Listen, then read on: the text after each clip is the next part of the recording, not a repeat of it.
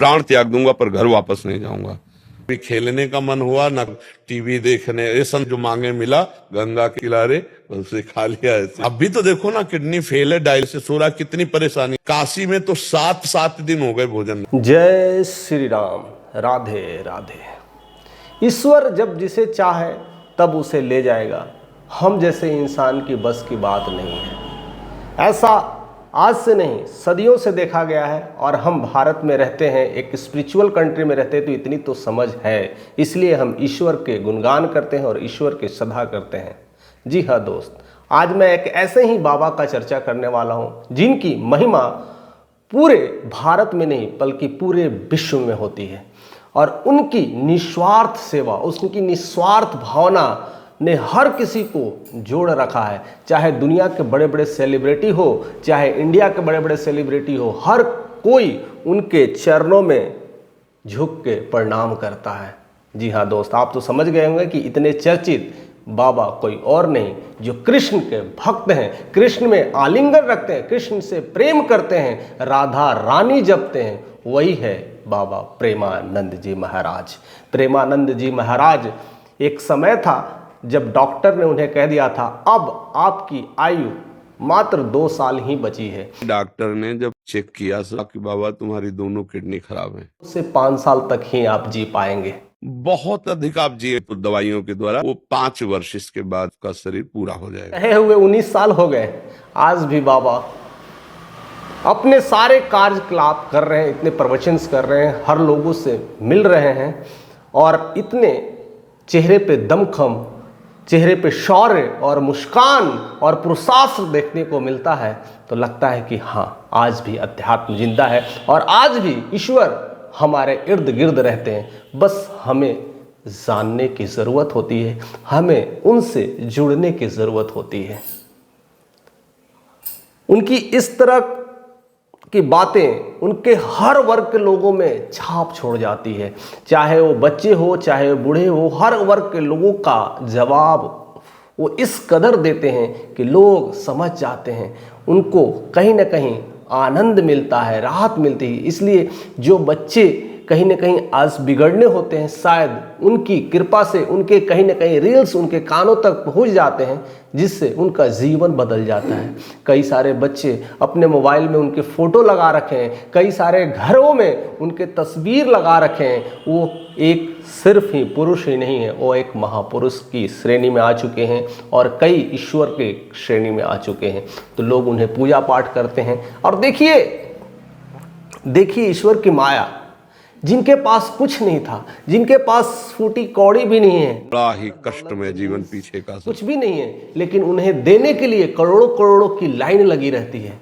कोई गाड़ी देने के लिए परेशान रहता है, कोई घर देने के लिए परेशान रहता है, कोई बंगला देने के लिए परेशान रहता है, लेकिन वो कुछ से लेते ही नहीं है। सब कहते हैं सब राधा रानी है, वही सब संभालेंगे करेंगे, लेकिन वह अपने जो भी अपने ईश्वर से उन्होंने गेन किया है, ईश्वर की जो भी क्रिया होती है, जो भी उनकी प्रतिक्रिया होती है, राधे रानी की जो भी शक्ति होती है, उससे वह देने की ही कोशिश किए हैं, लेने की कोशिश कभी नहीं किए हैं। इसलिए वह इतने करीबी हैं, इतने लोगों के ज़्यादा चाहते हैं और हर वर्ग के लोग उनको सुनना चाहते हैं, उनसे सीखना चाहते हैं और उनकी छत्र छाया बनना चाहते हैं। हर कोई तो जानते हैं, कई सारे लोग इस वजह से उनको जानने की कोशिश करते हैं कि आखिर एक ऐसा प्रेमानंद महाराज कहाँ से प्रकट हो गए, कैसे ये आ गए।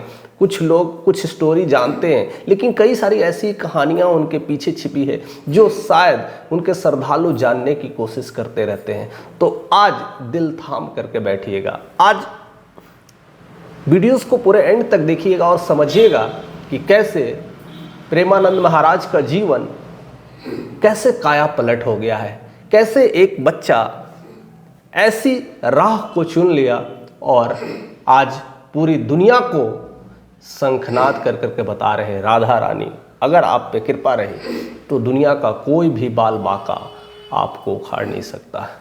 और उसका मिसाल वो स्वयं खुद हैं, जिन्हें डॉक्टर भी कह देते हैं अब बस कुछ दिन के आप मेहमान हैं।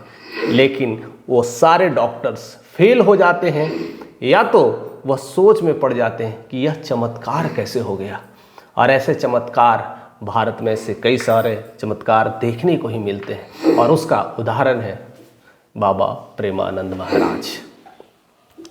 बचपन से ही अगर कहा जाए तो बचपन से ही, जब जो 4-5 साल के थे, तब से उनका जीवन अध्यात्म में लगा रहता था। भजन कीर्तन, और यहाँ तक कि उनके फैमिली के लोग भी भजन कीर्तन और महिमा मंडल में रहा करते थे, प्रवचन सुना करते थे। उनके मन में ऐसे विचार आया करते थे, घर में भी धार्मिक माहौल था, कहीं ना कहीं वह इस चीज़ों से वह आया जाया करते थे। लेकिन देखिए, एक अजीब दास्तां है दोस्त। एक 5 साल के बच्चों में ऐसी विद्वना आई, या कह सकते ना ऐसी एक विचार आया, और 5 साल की उम्र में वो सोचने लगे कि एक दिन ऐसा आएगा जब सब अपने छोड़ के चले जाएंगे। उस दिन मैं क्या करूँगा? मैं अभी छोटा हूँ, अभी बच्चा हूँ, 5 साल का हूँ, अभी मेरे माँ बाप हैं, सेवा करते हैं, देख रेख करते हैं, लेकिन एक दिन ऐसा आएगा मेरे माँ बाप भी छोड़ के चले जाएंगे। उस दिन हमारा साथ कौन देगा? हम किसके साथ रहेंगे? हमारा अपना कौन होगा? हम किससे प्यार करेंगे? किसको दुलारेंगे? किसके साथ रहेंगे? वो बड़ा शंका था, और उस शंकों को कहते ना दूर करने के लिए, एक 5 साल के बच्चे को शंका दूर करने के लिए उसके घर में उनके पिता ही होते हैं। अब देखिए कितना पिता का एक अच्छा रिस्पॉन्स होता है, या कह सकते ना कि एक पिता घर में कैसे एक गुरु भी हो सकते हैं। पिता और माँ घर के सबसे पहले गुरु भी होते हैं और ज्ञानी भी होते हैं, और वही उनकी जीवन की कहते हैं ना पहली किताब या पहली पन्ना या पहले पेज या पहले शब्द लिख देते हैं। तो उनके पिता कहते हैं जब सब कुछ खत्म हो जाएगा तो आपके साथ आपके ईश्वर रहेंगे। ये बातें उस नन्हे बालक को समझ में आ गया।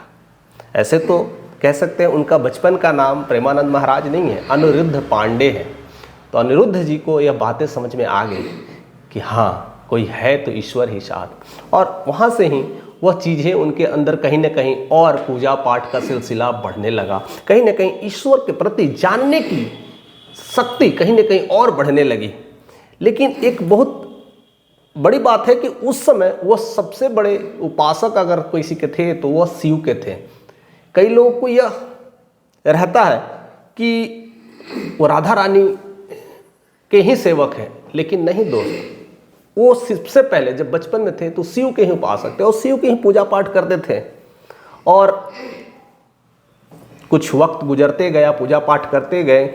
जब 13 साल की उम्र हुई तब अपने पिता से कहते हैं, पिताजी मैं कुछ दिन मैं सेवा करना चाहता हूँ भोलेनाथ का, भोलेनाथ के साथ वक्त बिताना चाहता हूँ। और वह रहते थे कानपुर के एक गांव में, अखरी कहा जाता है, सरसौल अखरी।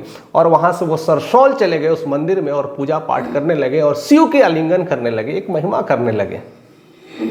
लेकिन घर से ज़्यादा दूरी नहीं रहने की वजह से वो कहीं ना कहीं घर से लगाव भी हुआ करता रहता था। कहीं ना कहीं वो घर के कुछ कामों में भी उलझ जाते थे और वह आलिंगन कम हुआ करता था। यानी शिव की महिमा से थोड़ा कहीं ना कहीं उनको मन में वह संदेह आता था कि हम पूरी तरह से शिव को न्यौछावर नहीं कर पा रहे दोस्त। तब उन्होंने मन बना लिया कि अब यहाँ से निकलना पड़ेगा, क्योंकि यहाँ जब रहेंगे तो घर परिवार के लोग मोह माया के इस बंधनों में हम कभी भी ईश्वर को ना जान पाएंगे और कभी भी वो हमारे साथ नहीं हो पाएंगे। क्योंकि उनके मन में यह घर कर गया था कि जब कोई नहीं है इस दुनिया में तो एक ही है इंसान जो हमेशा आपके साथ रहते हैं। तो शायद वह इंसान को पाने के लिए वह अभी भी व्याकुल थे और वह अभी तक वो मिल नहीं पा रहे थे। तो उन्हें लगा कि अब थोड़ा और जाना पड़ेगा, समझना पड़ेगा। और उनको जानने के लिए वह अपने फिर पिताजी से कहते हैं कि पिताजी अब मैं पूरी तरह से घर के बंधनों से मुक्त होना चाहता हूँ, अब मैं संन्यास जीवन जीना चाहता हूँ। घर के लोग तो जानते ही हैं कैसे भारत में अगर आप संन्यास बनने की बात करते तो घर में एक अलग ही मातम माहौल छा जाता है, एक अलग ही कोहराम छा जाता है कि बेटा अभी पढ़ने की उम्र है, अभी नौकरी करने की उम्र है, अभी कमाने की उम्र है, अभी गृहस्थी का जीवन है, अभी शादी ब्याह होगा, गृहस्थी होगी, उसके बाद एक समय आएगा तो आप उस जीवन को चुनना। इस उम्र में अभी एक बच्चा नादान ऐसी उम्र को चुनता है तो घर वाले की चिंता होती है। बट सारी उस चिंता, उस बाधाओं से निकल करके वह वहाँ से चल जाते हैं और कानपुर की धरती को अलविदा कह देते हैं और वहाँ से चले जाते हैं बनारस। वही बनारस जहाँ प्रयागराज महाकुंभ के मेले अब लगने लग रहे हैं, और यहाँ पर सारे लोग आस्था की डुबकी लगाते हैं और वहाँ पर वह रहे और कई दिन साधु संतों के साथ रहने लगे। बनारस साधु संतों का गढ़ है। अगर आप हिस्ट्री पढ़िएगा तो आपको सब समझ आएगा कि बनारस में एक अलग ही माहौल रहता है। मंदिरों का शहर बोला जाता है बनारस, धाम है, ईश्वर की कृपा है, और वहीं पर साधु संत ज़्यादा रहते थे। तो वहाँ पर वो चले गए, साधु संतों के साथ रह गए। लेकिन उनके अंदर में एक इच्छा होती थी, उनके अंदर ऐसा रहता था कि वो अपनी भिक्षा पात्र लेकर के वो जाते थे मांगने। एक ही बार जाते थे, मिल गया तो वही उनका खाना है, नहीं मिला तो उस दिन वो खाते भी नहीं थे। ऐसे कई बार हो गया है कि जब वो घूमते थे भिक्षा के लिए, अगर नहीं मिलता था और ज़्यादा घर भी नहीं जाते थे तो 4 घर जाते थे, मिल गया तो उनका भोजन हो गया, नहीं मिला उस दिन वो पानी पी के रह जाते थे। सावन आया तो सावन में गंगा जल से ही रहेंगे, के जल पी पी के ही रह गए। कहते हैं ईश्वर ने आज हमें यही खाना नसीब किया है। आज ईश्वर की महिमा यही थी कि आज आप जल पी करके रहो, और वह जल पी के ही रहते थे और वैसे ही उनका जीवन चलते रहता था। और लेकिन उनके अंदर एक और चीज़ें थी जो थी कि दिन में 3 बार स्नान करना। कि कई बार जब हम घर से बाहर निकलते हैं, कई बार अशुद्ध हो जाते हैं, विचार में कई सारे कौतूहल हो जाते हैं, तो जब वो स्नान करते थे तो अपने आप को फिर से वो पायस कर लेते थे, पवित्र कर लेते थे और फिर ईश्वर की कृपा में लग जाते थे, शिव की महिमा में लग जाते थे और पूरी तरह से उनकी महिमा गाथा करते थे। ऐसा चलता रहा, समय बीतते गया और ईश्वर के प्रति और आस्था लगाव बढ़ते गया। देखिए, आप कर्म कर सकते हैं, रिजल्ट को आपका पता नहीं होता है। इसलिए भगवत गीता में भी ये कहा गया है, कर्म किए जा, फल की चिंता न कर। आप अपना मेहनत 100% हो, 200% हो, जितना देना है दे दीजिए, बाकी सब ईश्वर पे छोड़ दीजिए। वो जहाँ ले जाना है, जिस जगह पहुँचाना है, वो आपको पहुँचा देंगे, आपको पता नहीं चल पाएगा। और शायद यह चीज़ प्रेमानंद के जीवन में भी होने वाला था। और देखिए, एक शिव के उपासक, शिव की महिमा करने वाले सब कुछ कर रहे थे। उसी समय वृंदावन में कुछ लोग, वृंदावन से कुछ लोग, कहते ना एक गुट, एक जत्था बनारस पहुंचे थे। अब बनारस पहुंचे और वृंदावासी अगर बनारस पहुंचे तो वो तो कृष्ण के ही भक्त होंगे ना, राधा रानी के ही भक्त होंगे, और राधा रानी की गुणगान, महिमा, भक्ति कर रहे थे। और उन्होंने वहाँ पर कह सकते ना एक कैंप लगाया था, या वैसा कह सकते हैं, और राधा रानी का जो हम लोग कहते हैं ना कृष्ण लीला कहते हैं, जो चलाते हैं, और उसमें कई दिनों तक, महीनों तक वो कृष्ण लीला चलता है। और उसके रस लीला भी कह सकते हैं, कृष्ण के सारे गुण और सब चीज़ को दिखाया जाता है, एक हर पटल को दिखाया जाता है। और उस रसलीला के लिए सारे लोगों को आमंत्रण किया गया और साथ साथ प्रेमानंद जी को, महाराज को भी रिक्वेस्ट किया गया। लेकिन वो कहते हैं नहीं नहीं नहीं नहीं, कृष्ण नहीं, हम तो शिव भक्त हैं, हम कृष्ण के पास कहाँ जाएं, हमें तो बस शिव में ही मन लगता है, इसमें हम जाके क्या करें। लेकिन कई सारे ब्रिजवासी कह सकते हैं, उसमें से एक ब्रिजवासी की शायद उनकी नज़र ऐसी होगी, शायद वो ब्रिजवासी कोई और नहीं, कृष्ण के रूप में ही आए होंगे। वो कह रहे हैं एक बार तो चलिए, आप भले ही जिनको मानना है मानते रहिए, एक बार हमारे साथ तो चलिए, आ करके देखिए, कृष्ण की लीला को समझिए, फिर आप वापस लौट जाइएगा, आप अपने काम में रहिएगा, लेकिन कुछ वक्त निकाल लीजिए और आकर के कृष्ण की लीला को समझिए। जब इतने रिक्वेस्ट होते हैं तो फिर वो तैयार हो जाते हैं, ठीक है तो चलेंगे। और वो वहाँ पर कृष्ण लीला होती है, और वो हर दिन वो कृष्ण लीला जब देखते हैं तो अद्भुत एक प्रेम की प्रकाष्ठा उठती है, और उस प्रेम में वो आलिंगन हो जाते थे, बस वो कृष्ण में ही खो जाते थे। उनकी ऐसी लीला देख कर करके उसी में खो जाते थे। दिन बीतते गया और उसमें वो खोते चले गए।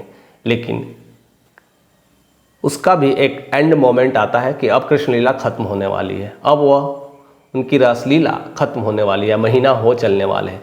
जैसे ही वह निकट समय आता है, उन्हें पता चलता है कि अब यह कुछ दिनों का रह गया है, 2-4 दिनों का रह गया है, तो उनके आंखों से कैसे आंसू गिरने लगे। कृष्ण हमसे बिछड़ जाएंगे क्या? अब उनके बारे में सुनने को नहीं मिलेगा क्या? कहीं ना कहीं वो भावना खींचे चली जा रही थी। अब मैं तो नहीं बता सकता कि कृष्ण बड़े हैं या शिव बड़े हैं, या कौन अच्छे हैं कौन बुरे हैं, किनके श्रेणी में रहना है, ये तो हम नहीं बता सकते। ये आप कर्म करते जाना है।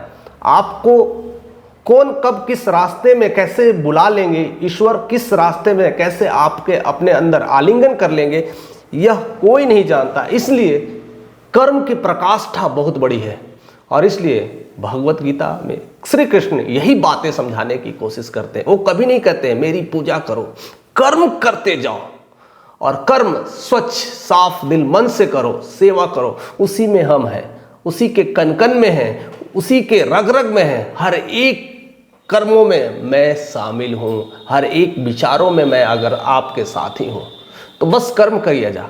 बस वही चीज़ें चलता रहा। समय अंत आया, चीज़ें खत्म हो गई। फिर से वो अपने कहीं ना कहीं बनारस में थे, लेकिन कहीं ना कहीं उनके अंदर भी एक विचार आने लगा वृंदावन जाने का, समझने का। लेकिन इस फकीर के पास इतने पैसे कहाँ थे, कुछ थे नहीं, कुछ चीज़ें नहीं थी, सुविधा साधन, जाएंगे तो रहेंगे कहाँ, आवास कैसा होगा, किस तरह का, कुछ पता नहीं था। लेकिन फिर भी वह शक्तियाँ ही ऐसी होती है जो आपको जाने के लिए मजबूर कर देती है। कहते ना, किसी चीज़ को पाने की शिद्दत करो तो वह चीज़ अपने आप ही आपके पास आने लगती है, और उसको मिलाने के लिए पूरी कायनात आपके साथ जुड़ जाती है। शायद वैसा ही होगा। इसीलिए लॉ ऑफ अट्रैक्शंस आज भी पूरी दुनिया में पढ़ाया जाता है, और आज भी पूरी लॉ ऑफ अट्रैक्शंस मीन्स जितने भी उच्च कैटेगरी के लोग हैं उसको फॉलो करते हैं और इस बात को मानते हैं। Law of attraction, law of manifestation, बड़े बड़े नेता हो, बड़े बड़े सेलिब्रिटी हो, आज भी इस चीज़ों को मान के उसे अपने नियम में अपनाते हैं। कहते हैं जिस चीज़ को पाने की इच्छा होगी वह चीज़ के लिए बार बार सोचना, उस चीज़ों के लिए बार बार समझना, उनको फील करना, फिर वो दिन दूर नहीं, वो सारी चीज़ें आपके आसपास ही मिलेगी और आपके आपने ही हो जाएंगे, कब पता भी नहीं चलेगा। ऐसे कई सारे फिल्म में भी डायलॉग्स भी होते हैं, बहुत सारी चीज़ें हैं। तो ये कहीं ना कहीं उनके मन में वो इच्छा थी और वह चल दिए पैदल, बनारस से चल दिए वृंदावन। वृंदावन में ठौर ठिकाना कुछ पता नहीं है, तो वह कह सकते हैं ना राधा रानी की परिक्रमा करते थे। वहीं पर जाकर परिक्रमा करने लगे, वहीं पर रहने लगे, वहीं पर बैठे, जो मिला खाए वही चल दिए। लेकिन वहाँ पर एक महिला आती है और वहाँ पर वो कृष्ण की भजन और कुछ ऐसे कह सकते हैं ना संगीत गाती है, गुदगुदाती है, और ऐसे ऐसे उनकी पूजा पाठ करती है। राधा रानी की कह सकते हैं ना दोहा पढ़ती है, छंद पढ़ती है। जब वो आती पढ़ती थी तो प्रेमानंद महाराज को लगता था ये क्या चीज़ है, फिर से उत्सुकता बढ़ी। तब वो उस महिला से रहा नहीं जाता तो पूछ लेते हैं, माता आप ये जो छंद गा रहे हैं, ये जो दोहे पढ़ रहे हैं कृष्ण के, इसका मतलब क्या है, मुझे समझा सकते हैं? फिर भी मैं यही कहूँगा कि हर कोई में भगवान के रूप होते, कब किसके द्वार चले आते हैं, किसके मन में कौन सी चीज़ें कौन आ जाती है, ये पता नहीं चलता है। अब वो महिला देखिए बड़े अच्छे से दोहे को समझाती है, छंद को समझाती है, और वह सुनते हैं तो और भी आत्मविभोर हो जाते हैं और उन्हें लगता है कि बस अब मिल गया। और उसी दिन से वह राधा रानी के भक्त हो जाते हैं। उनके वस्त्र बदल जाते हैं, उनके वस्त्र अब पीले हो जाते हैं, टीके लगाने लगते हैं और पूरी तरह से राधा रानी का जप करने लगते हैं। और वह जप करते करते आज 35-36 साल हो गए। डॉक्टर एक समय उन्होंने कहा था कि अब आप मात्र 2 दिन के मेहमान हैं, लेकिन देखिए अभी भी वो जिस तरह से हैं फिट एंड फाइनल, आपको देख करके कभी ये नहीं शक भी होगा कि इन्हें भी किसी तरह का दिक्कत होगी, इन्हें भी किसी तरह का प्रॉब्लम होगा। लेकिन ध्यान से इस बातों को जान लीजिए या समझ लीजिए कि जब उनकी उम्र 35 साल की थी तब डॉक्टर जब कहे थे कि अब आप 2 या 5 साल के लिए ही मेहमान रह गए हैं, 35 साल से लेकर के अब 20 साल करीब और हो गए, मैंने कह सकते हैं 30, 20, 50, 54, 55 साल के महाराज जी हो गए हैं। और तब से वह बिल्कुल स्वस्थ हैं, बिल्कुल निरोग रहते हैं और फटाफट अपनी बात, अपनी आवाज़ बुलंदियों से जिस तरह से बोलते हैं, अच्छे अच्छे लोग बस सपने ही देखते हैं कि ऐसा आवाज़ भी उनकी हो। जिस तरह से वो बोलते हैं, जिस तरह से आलिंगन करते हैं, राधा रानी का जप लगाते हैं। आज हर घरों में राधा रानी का जप इतना मशहूर हो गया है, उनकी फ़ोटो, उनकी बातें, राधा रानी की विचार आज हर घर घर में छा गया है। और देखिए 19 साल हो गए हैं, अभी भी जैसा मैंने कहा था कि लोग अभी भी नहीं जानते हैं कि शायद उनको तकलीफ़ है कि नहीं, लेकिन जी हाँ दोस्त, तकलीफ़ है। आज भी वह 2 या 3 घूंट से ज़्यादा पानी नहीं पीते हैं, क्योंकि उनको इस तरह का प्रॉब्लम है, डायलिसिस का प्रॉब्लम है कि वो ज़्यादा पानी पिएंगे तो उनकी किडनी पूरी तरह से डैमेज हो जाएगी, या जो भी प्रक्रिया है वो अभी उनको ये पता है। वो 2-3 घूंट से ज़्यादा पानी नहीं पीते हैं। लेकिन देखिए दोस्त, ऐसा है कि प्यास तो लगेगी ना, इतने बोलोगे, इतने बातें करोगे, इतने लोगों के साथ डिस्कस करोगे तो प्यास तो लगनी है। हम अगर 10 मिनट 15 मिनट के लिए बोल लेते हैं तो हमारे अंदर भी मुँह सूख जाता है और पानी पीने की इच्छा जाहिर करने लगते हैं। वो तो बस बातें करते हैं और इतनी सारी यात्राएं करते हैं, पैदल चलते हैं, उन्हें भी तो प्यास लगती है। तो उनके साथ जब भी आप उनके प्रवचन सुनते होंगे तो देखिएगा, साथ में एक वाइट तौलिया रखते हैं, भींगी हुई तौलिया रखते हैं और बार बार ऐसे पोंछते रहते हैं। बस उस ओठों से संपर्क होकर के ही वह सारे प्यास को बुझा देते हैं। तब लगता है कि ईश्वर है कहीं, तब लगता है कि ईश्वर है हमारे साथ। राधा रानी का चमत्कार है उनके पास। और उसी वजह से दुनिया के बड़े बड़े सेलिब्रिटी, आप सब जानते हैं कि हर दिन आते हैं, उनके साथ माथा टेकते हैं और हर दिन, चाहे वो सेलिब्रिटी हो, चाहे वो राजनेता हो, चाहे वो दुनिया के बड़े बड़े बिजनेसमैन ही क्यों ना हो, उनके पास आकर बहुत सारे चीज़ें सीखते हैं, बहुत सारे चीज़ें समझने की कोशिश करते हैं और उनसे अपने सारे कष्ट, अपने सारे प्रश्न का हल खोजने की कोशिश करते हैं। और सबको उतने ही अंदाज में, उतने ही प्रेम से, उतने ही कड़क मिजाज से चीज़ों को समझाते हैं। और चाहे आप बच्चे हो, चाहे आप बड़े हो, हर वर्ग के लोगों को उसी तरह से पेश आते हैं, उसी तरह से बात करते हैं। ये ऐसे बाबा हैं जिनका जब महिमा सब कुछ एक डिफरेंट लेवल पे है। आज सनातन अगर कह सकते हैं जिंदा है तो ऐसे ही बाबाओं की वजह से जिंदा है। आज सनातन की पराकाष्ठा अगर कोई बतला पाएगा तो प्रेमानंद की वजह से ही बतला पाएगा। तो कुछ बाबा ऐसे भी होते हैं जो जीवन में बिना कुछ मांगे जीवन को बहुत कुछ दे जाते हैं, बिना कुछ लिए बहुत कुछ दे जाते हैं। लेकिन आज इस दौर में ऐसे ऐसे बाबा हो गए हैं जिनकी फीस 4 से 5 लाख, 10 लाख, करोड़ों रुपया चार्ज करते हैं, वह अपने इस प्रवचन के लिए। लेकिन ये कैसे बाबा हैं जिनकी कोई फीस नहीं है, कोई भी आईपी एंट्री नहीं है, कोई भी आईपी एंट्री नहीं है, किसी तरह का पैसा कुछ नहीं है। बस मिलने के लिए टोकन्स होते हैं, वो टाइम और उस टोकन का नंबर आता है, उस नंबर से आपकी एंट्री होती है, आप मिल जाते हैं। लेकिन कोई भी चार्ज नहीं लेते हैं। श्रद्धा है तो आप वृंदावन में दान करिए, वृंदावन में भोजन कराइए, वो अपनी श्रद्धा है, उनको कुछ नहीं चाहिए होता है।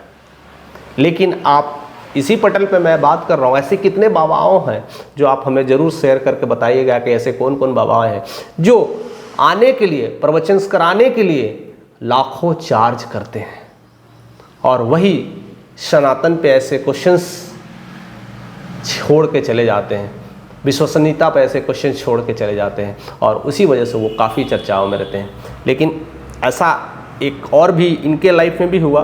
कई सारे महिलाओं ने प्रेमानंद महाराज पर भी वो क्वेश्चन लगा दिया था कि जिस तरह से आप पद यात्रा करते हैं उनको रोक दीजिए। बस एक बात कहना था, उन्होंने पद यात्रा ही बंद कर दिया था। कई दिन तक पद यात्रा बंद रहा, लेकिन देखिए जिसको रोकने वाला ईश्वर ही है और नहीं है कह सकते हैं, उनके साथ है, उन्हें कौन रोक सकता है। फिर ऐसे कई सारे श्रद्धालु उनके चरणों में आकर के गिर पड़े और माफ़ी मांग लिया, महाराज आप फिर से पद यात्रा शुरू करिए। और वो पद यात्रा कहीं और नहीं करते हैं, उस वृंदावन में ही करते हैं। और वो रात में निकलते हैं 2 बजे से, नहा धोआ करके 3 बजे से करते हैं, 3 से 4 5, ये 2-3 घंटे का करते हैं। और उसी समय लाखों श्रद्धालु वो दर्शन के लिए, एकमात्र दर्शन के लिए भीड़ लगाए रहते हैं। एक ऐसे बाबा हैं, दुनिया के बड़े बड़े सेलिब्रिटी उनके घुटने टेकते हैं। उनकी कथाओं का कोई चार्ज नहीं, कोई पैसा नहीं, कोई कुछ नहीं, बस एक राधा रानी का जप ही बस उनके जीवन का मूल मंत्र है। और उन्हीं के वजह से आज राधा रानी हर घर घर में विद्यमान है, हर घर घर में लोग नाम लेते हैं और उसी नाम से अपने आप को, जीवन को अनमोल बना देते हैं और कहते हैं राधा रानी, राधा रानी। हर घर में, हर दुकानों में, हर पोस्टर जगह में देखो राधा रानी की कृपा है। जिनके घर में समस्या हो, प्रॉब्लम हो, उनके लिए राधा रानी की कृपा बनी रहे। और बस वही यही चीज़ों को हमेशा कहते हैं, पुरुषार्थ की बातें कहते हैं और कर्म की बातें कहते हैं। और बस यही तो करना है। तो हमारे लाइफ में भी, हमारे जीवन में भी एक ऐसे बाबा हैं जिन्हें हर किसी को जानना चाहिए। वीडियोस अच्छी लगी तो ज़्यादा से ज़्यादा लोगों तक शेयर करें, अपने लोगों तक शेयर करें कि ऐसे भी बाबा हैं जो सनातन को झंडा गाड़े हुए हैं, जो बताते हैं कि दुनिया में भी कुछ चीज़ें हैं जो जीवित है, जो इन वजह से जीवित है। इसी वजह से भारत आध्यात्मिक देश कहा जाता है, न कि तमाम वैसे बाबाओं से जो आते हैं, ठग के चले जाते हैं, पैसे चार्ज करते हैं और बहुत सारी चीज़ें होते हैं। ये सब कुछ आप तो जानते हैं, लेकिन ऐसे बाबा शायद ही इनकी कहानी इस तरह से कोई जान पाता है। तो कहानी कैसे लगी आप ज़रूर कमेंट करके बताइएगा और ज़्यादा से ज़्यादा लोगों तक शेयर करना ना भूलें। चैनल पे नए तो सब्सक्राइब भी करें। आपका एक लाइक और मोटिवेशन, एक लाइक, एक सब्सक्राइब हमें इस तरह से मोटिवेट करता है कि मैं और कुछ नया दूं और कुछ अच्छी अच्छी बातें दूं। और ऐसे ही मैं भी बहुत सारे किताबों को पढूं, ऐसे ही कई लोगों की जीवनी पढ़ करके आप तक पहुंचाने की कोशिश करूं।